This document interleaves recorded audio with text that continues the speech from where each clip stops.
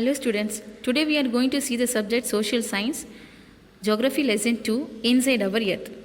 The Earth, our homeland, is a dynamic planet. It is constantly undergoing changes inside and outside. நாம் வாழக்கூடிய ஒரு பூமி எப்படி இருக்கும் அப்படின்னா ரொம்ப பல வித்தியாசங்கள் கொண்டு ரொம்ப அழகான ஒரு பூமி. இதில் மேல் பக்கத்துலேயும் உள்பக்கத்துலேயும் நிறைய விதமான மாற்றங்களும் அதோட நடைமுறைகளும் தொடர்ந்து நடந்துக்கிட்டே இருக்குது. நீங்கள் என்றைக்காவது யோசிச்சிருக்கீங்களா இந்த பூமிக்கு உள்ளே என்ன இருக்குது அப்படின்னு? வாங்க இந்த லெசனில் பார்க்கலாம்.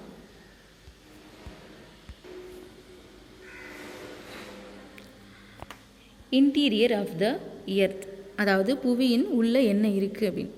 Just like an onion, the earth is made up of several concentric layers with one side another. The uppermost layer of the earth's surface is called crust. அதாவது பூமியை ஒரு இன்னொரு ஆனியன், அதுக்கு எக்ஸாம்பிளாக சொல்லியிருக்காங்க. ஆனியனில் நிறைய லேயர்ஸ் இருக்கும் இல்லையா, அதே மாதிரி இந்த பூமிக்குள்ளேயும் என்ன இருக்குது அப்படின்னா நிறைய லேயர்ஸ் இருக்குது. நிறையனா ரொம்ப நிறைய லேயர்ஸ் இல்லை, 3 விதமான லேயர்ஸ் இருக்குது. அது ரெண்டு வகையாக பிரிக்கப்பட்டிருக்கு. த ஃபஸ்ட்டு லேயர் crust, அதாவது the upper most layer of the earth surface, அதாவது இந்த புவியோட மேல் பகுதியில் இப்படி காணப்படுது இல்லையா, அந்த லேயருக்கு பேர் தான் crust. It is the thinnest of all the layers. It is about 35 kilometer. மற்ற லேயர்ஸை விட ரொம்ப சின்ன லேயர் இது தான். இது 35 கிலோமீட்டருக்கு வரைக்கும் எக்ஸ்டெண்ட் ஆகி இருக்கும். ஓகேவா? And the continental masses on only 5 kilometer on the ocean floors.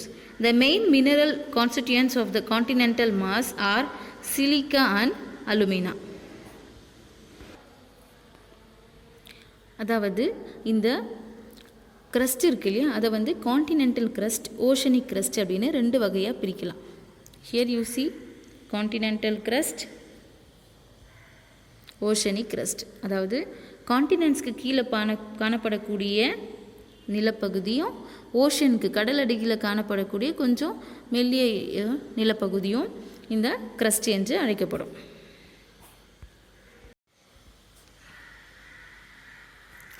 The main mineral constituents of the continental masses are silica and alumina. அதாவது சிலிக்கா அப்புறம் அலுமினியம் என்ற ஒரு தாதுக்கள் தான் இந்த crust லேயரில் அதிகமாக காணப்படுது. அதனால் இந்த silica layer this called Si means silica and Al means alumina. So in this layer called Sial layer. Mainly the oceanic crust mainly consists of silica and magnesium. இப்போது கான்டினென்டல் crustல என்ன இருக்குது? சிலிக்காவும் அலுமினாவும் இருக்குது. ஓஷனிக் crustல என்ன இருக்குது? சிலிக்காவும் மெக்னீஷியமும் இருக்குது. So in this layer called Sima layer. Just beneath the crust is a mantle which extends up to a depth of 2900 km. இப்போது crustக்கு அடுத்த layer என்ன இருக்குது? மேண்டில் லேயர் இருக்குது. இந்த மேண்டில் லேயர் எவ்வளோ கிலோமீட்டர்ஸ் இருக்கும் அப்படின்னா 2900 கிலோமீட்டர்ஸ் அளவுக்கு என்ன ஆயிருக்கும்னா எக்ஸ்டெண்ட் ஆயிருக்கு.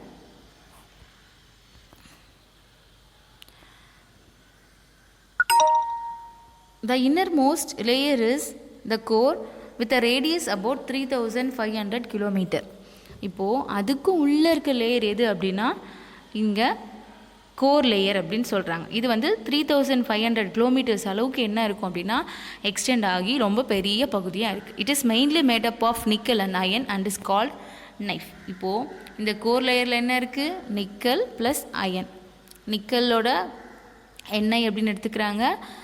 அயன் இருக்குது இல்லையா, அதோட நேம் ஃபெரஸ். ஸோ அதோட லெட்டர்ஸான எஃப்யும் எடுத்துக்கிறாங்க. ஸோ இப்போ இது நைஃப் அப்படின்னு அழைக்கப்படுது. இந்த centre core has very high temperature and pressure. இந்த சென்டர் கோர்க்குள்ளே எப்படி இருக்கும் அப்படின்னா ரொம்ப வெப்பமாகவும் ரொம்ப அழுத்தம் அதிகமாகவும் இருக்கும். Now you see the picture, it is very easy to understand now. இப்போது crust layer this is the crust layer, இது continental layer, இது oceanic crust. இப்போது இந்த எல்லோ பார்ட் இருக்கு இல்லையா, இட் இஸ் கால்ட் மேண்டல். இந்த ரெட் பார்ட் இருக்கு இல்லையா, the inside, it is called core. The crust forms only 0.5% of the volume of the earth. 16% consists of the mantle and 83% on core. the radius of the earth is 6371 kilometer. அதாவது மொத்த எர்த்தில் வந்து இந்த கோரோட percentage வந்து 83% இருக்குது. அப்புறம் 16% என்ன இருக்குது அப்படின்னா மேண்டல். 0.5% தான் என்ன இருக்குது நமக்கு இந்த crust லேயர் இருக்குது. ஓகேவா?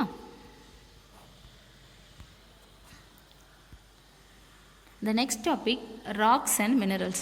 The earth crust is made up of various types of rocks.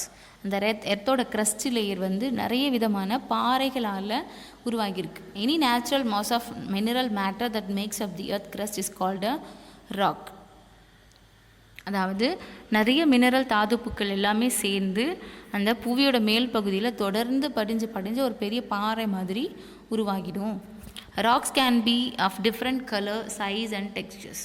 இந்த பாறைகள் வந்து ஒரே மாதிரியான அளவோ இதுவோ காணப்படாமல் வெவ்வேறு அளவில், வெவ்வேறு நிறங்களில், வெவ்வேறு அமைப்பில் காணப்படும்.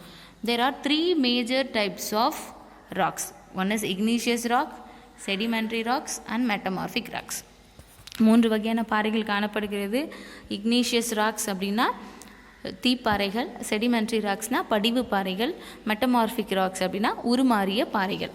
When the molten magma cools, it becomes solid rocks that forms are called igneous rocks.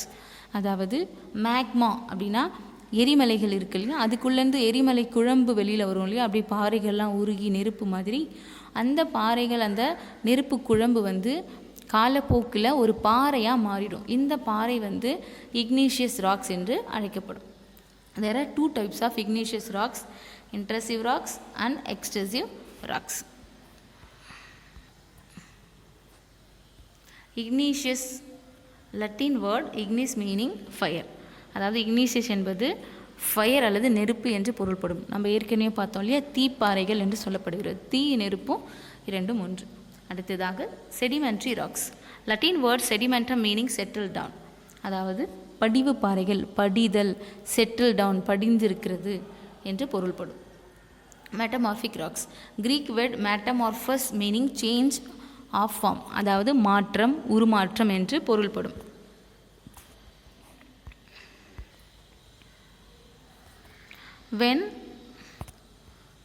When this molten magma or lava comes on the earth's surface, it's rapidly cooled down and becomes solid. Rocks formed in such a weak crust are called extrusive igneous rocks. அதாவது இந்த எரிமலையிலிருந்து வெளியே வரக்கூடிய அந்த நெருப்பு குழம்பு வந்து இந்த எர்த்தோட crust லேயரில் பாறையாக உருமாறுச்சுன்னா அதன் பெயர் வந்து extrusive igneous rocks. They have very fine grained structure. For example, basalt. இது நான் காலப்போக்கில் வந்து ஒரு மண் துகள்கள் மாதிரி மாறிடும். உதாரணத்துக்கு பசால்ட் பாறைகள். Sometimes a molten magma cooled down deep inside the earth crust. அதாவது எர்த் கிரஸ்ட்டுக்கு கீழ்ப்பகுதியிலேயே இது வந்து பாறையாக உருமாறிடும். இதற்கு பெயர் intrusive igneous rocks. Since they cool down slowly, they form a large grains. Granite is an example of such a rock. இதுக்கு example வந்து granite rocks. அந்த crust லேயருக்கு அடியில் உருவாகக்கூடியது. இது வந்து கொஞ்சம் கடினத்தன்மையோடு காணப்படும். Rocks roll down, crack and hit each other and are broken down into the small fragments. These smaller particles are called sediments. அதாவது அந்த பாறைகள் வந்து காலப்போக்கில் விரிசல் விட்டு உடைஞ்சு சில தூள்களாக உடைஞ்சு இது வந்து ஒரு இடத்துல வந்து படிஞ்சிரும். These sediments are transported and deposited by wind, water, etc. இந்த உடைந்த பாறை துண்டுகள் வந்து காற்றாலையும் நீரினாலையும் அடித்து செல்லப்பட்டு ஒரு இடத்துல வந்து தொடர்ந்து குவிக்கப்படும். இது வந்து காலப்போக்கில் ஒரு பாறையாக மாறிடும். These types of rocks are called sedimentary rocks. இந்த வகையான பாறைகள் sedimentary பாறைகள் என்று அழைக்கப்படும். For example, sandstone is made from the grains of sand. இந்த சாண்ட்ஸ்டோன் இந்த செடிமெண்ட்ரி ராக்ஸ்க்கு ஒரு சிறந்த உதாரணம். These rocks may also contain fossils of plants, animals and other micro organism that once lived on them. அதாவது இந்த செடிமெண்ட்ரி ராக்ஸ் இருக்கு இல்லையா, அதில் இறந்து போன தாவரங்கள், விலங்குகளோட உடலும் வந்து பதிஞ்சு காணப்படும். அதுக்கு பேர் தான் படிவு பாறைகள்.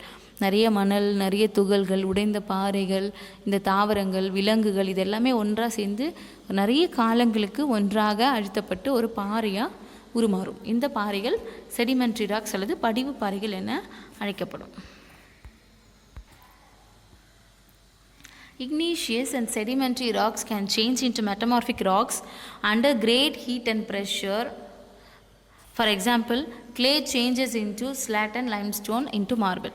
அதாவது இந்த Ignatius rocks and sedimentary rocks, இந்த ராக்ஸ்குள்ளே நிறைய மாற்றங்கள் வந்து இது வந்து வேறு ஒரு பாறையாக மாறிடும். அதுக்கு தான் இது மெட்டமார்பிக் ராக்ஸ் என்று அழைக்கப்படும். இது எதனால் அப்படி மாறும் அப்படின்னா இதனோட அதிக வெப்பம் மற்றும் அழுத்தத்தினால் அந்த மாதிரி மாறுது. Example, clay changes into slate. clay என்பது களிமண். இது இந்த களிமண் நாளப்போக்கில் தொடர்ந்து இருந்து அது ஒரு பாறையாக உருவாகும். அந்த பாறைக்கு பெயர் ஸ்லேட். இந்த லைம் ஸ்டோன் இருக்கு இல்லையா, அந்த விதமான பாறை தொடர்ந்து காலப்போக்கில் நிறைய மாற்றங்கள் ஏற்பட்டு மார்பிளாக என்ன ஆகிடும் அப்படின்னா சேஞ்ச் ஆகிடும். Rocks are very useful to us. The odd rocks are used for making roads, houses and buildings. He used stones in many games. For example, 7 stones, hopscotch, 5 stones. Find out some more such games asking your grandparents and parents. அதாவது இந்த பாறைகள் வந்து நிறைய விதங்களுக்கு நமக்கு மிகவும் உதவியாக இருக்குது. ரொம்ப கடினமான பாறைகளை நம்ம பயன்படுத்தி சாலைகள், வீடுகள் கட்டுறது, அப்புறம் பெரிய கட்டிடங்கள் கட்டுவதற்கு இந்த மாதிரி நிறைய பயன்பாடுகளை நம்ம பயன்படுத்துகிறோம். கற்களை, சின்ன சின்ன கற்களை கூட நம்ம வந்து நம்முடைய விளையாட்டு அப்போ நம்ம வந்து பயன்படுத்தலாம். இந்த மாதிரி பாறைகளும் கற்களும் வேறு எதுக்கு பயன்படுதுன்றதை நீங்கள் உங்கள் வீட்டில் இருக்கவங்க உங்களோட பேரண்ட்ஸ் கிட்ட கேட்டு தெரிஞ்சுக்கோங்க. Now you see the picture. The first picture was the red fort is made up of red sandstone. அதாவது இது பாருங்கள், பார்க்கும் போதே வந்து சிவந்த நிறத்தில் இருக்கு இல்லையா, இது சிவப்பு நிறமான ஒரு சாண்ட்ஸ்டோன் பாறையால் செய்யப்பட்டது. அதனால தான் இது ஃபுல்லாகவே சிவந்த நிறத்தில் இருக்குது. The second picture, the Taj Mahal is made up of white marble. Marble இருக்கு இல்லையா, அந்த விதமான பாறை கற்களால் செய்யப்பட்டது தான் இந்த Taj Mahal.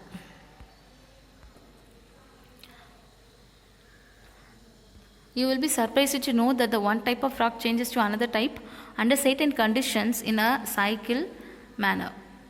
This process of transformation of the rock form one to another known as the rock cycle. அதாவது ஒரு விதத்திலிருந்து பாறை மற்றொரு விதமாக மாறுவதற்கு பேர் தான் வந்து ராக் சைக்கிள். இது வந்து தொடர்ந்து நடைபெற்று கொண்டிருக்கும். You see the picture here, magma இருக்குது. இந்த வெளியில் வரக்கூடிய இந்த மேக்மா வந்து இக்னீஷியஸ் ராக்காக ஃபார்ம் ஆகி இது வந்து படிவுகளாக உடைஞ்சி அது மற்றொரு இடத்துல படி வைக்கப்பட்டு செடிமெண்ட்ரி ராக்ஸாக மாறும். இந்த செடிமெண்ட்ரி ராக்ஸ் வந்து ப்ரெஷர்னாலையும் அழுத்தத்தினாலும் வேறு மாதிரி மாற்றப்படுது. இப்போது இது வந்து நிலத்துக்கு உள்ளாக அழுத்தப்பட்டு மறுபடியும் இது எரிமலை குழம்பாக பாறையாகவோ வெளிவரும். இந்த தொடர் செயல்முறைக்கு பேர் தான் வந்து rock cycle. Rocks are made up of different minerals. Minerals are naturally occurring substances which have certain physical properties and definite chemical composition.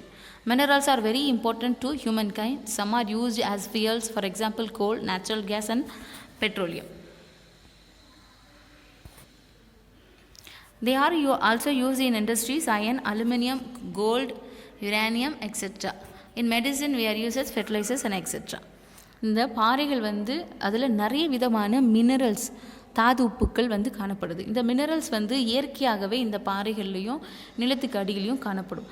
இவை வந்து எதற்கெல்லாம் அதிகமாக பயன்படுத்துகிறோம் நம்ம அன்றாட வாழ்க்கையில் அப்படின்னா, கோல் நம்ம வந்து ஃபியூயல்ஸாக எரிபொருளாக பயன்படுத்துகிறோம். அதாவது எல்லாருக்கும் பெட்ரோல், டீசல் தெரியும் இல்லையா, இதோட மூலப்பொருளாக வந்து நம்ம எதை பயன்படுத்துகிறோம் அப்படின்னா இந்த கோல், நேச்சுரல் கேஸ் அப்படின்னு சொல்லப்படுகிற இந்த மினரல்ஸ் தான் நம்ம அதிகமாக பயன்படுத்துகிறோம். They are also use in industries. பெரிய பெரிய தொழிற்சாலைகளில் பயன்படுது. Iron, aluminium, gold, uranium and etcetera. இன்னும் பல தாதுக்கள் வந்து நம்ம தொழிற்சாலைகளில் பயன்படுத்துகிறோம். மெடிசினல் ஃபீல்டுக்கும் நம்ம நிறைய மினரல்களில் பயன்படுத்துகிறோம் மினரல்ஸை. அப்புறம் ஃபர்டிலைசர்ஸ் அப்படின்றது இந்த உரங்கள்லாம் சொல்லுவாங்க இல்லையா, அந்த மாதிரியான நிறைய பயன்பாடுகளுக்கு இந்த மினரல்ஸ் வந்து ரொம்பவும் அதிகமாக பயன்படுது. Okay students, I hope you understand this lesson. We see the next lesson in the next video. Thank you.